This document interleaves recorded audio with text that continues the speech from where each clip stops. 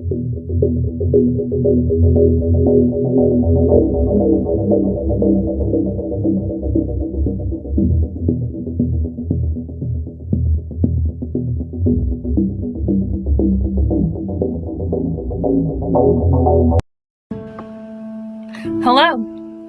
welcome back to the Muckraking Mysteries.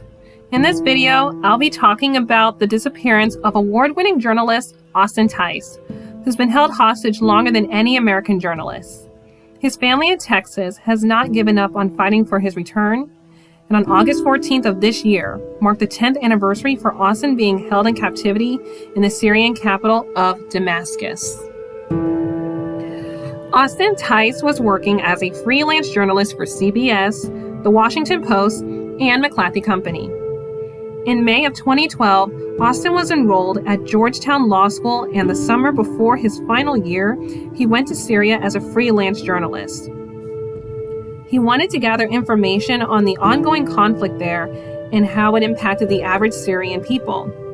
Later in that year, in August, Austin made his way to south of Damascus to write his finishing pieces and planned to depart from Lebanon on August 14th, 3 days after his 31st birthday. He entered into a car in the Damascus suburb of Daria for the trip, but he was detained at a checkpoint shortly after leaving. Austin Tice was seen in a 43-second video titled, "Austin Tice is Alive," 5 weeks later. The video showed Austin Tice being held by a group of unidentified armed men.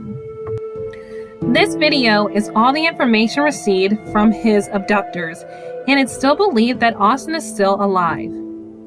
However, the Syrian Foreign Ministry has denied holding any U.S. journalists captive in a statement made in response to U.S. President Joe Biden's demanding that Austin be returned home. Austin's family has of now called on 3 presidential administrations, President Barack Obama's, Donald Trump's, and Joe Biden's, to negotiate with the Syrian government for their son's release. President Biden's remarks on Austin Tice were made on the 10th anniversary of Austin's abduction, and he's certain that Syria is holding Austin hostage.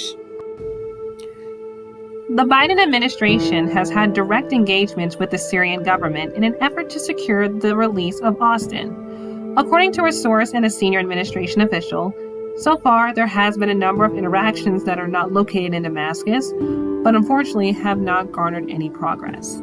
Although the U.S. has offered to hold senior-level meetings with the regime of Syrian President Bashar al-Assad, Syrian officials have declined the offer. Since the decade of the 2010s, there has been an epidemic of journalists being abducted. Jihadists have been abducting reporters, holding them hostage, and with no demands for their release. Journalists are held and used for bargaining chips for future use. These abductions reveal a tactic called media blackouts in Iraq and Afghanistan. Security experts and law enforcement officials usually insist that abductions be kept secret, for publicity can increase ransom expectations.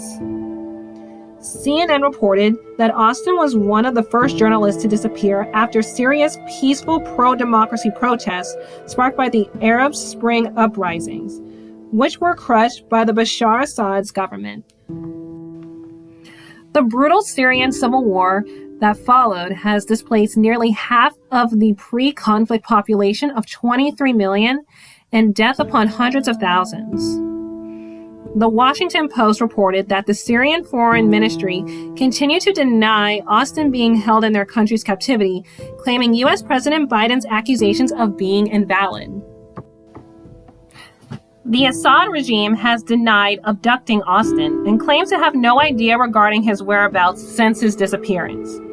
Other than the short YouTube video of Austin being surrounded by armed men while blindfolded, there has been no updates on Austin Tice. However, his family hasn't lost hope. Austin's mother, Deborah Tice, told CNN on his 41st birthday how happy she was about President Biden mentioning Austin, possibly negotiating his release. In 2020, the Special Residential Envoy for Hostage Affairs, Roger Carstens, secretly traveled to Damascus and met the Assad regime.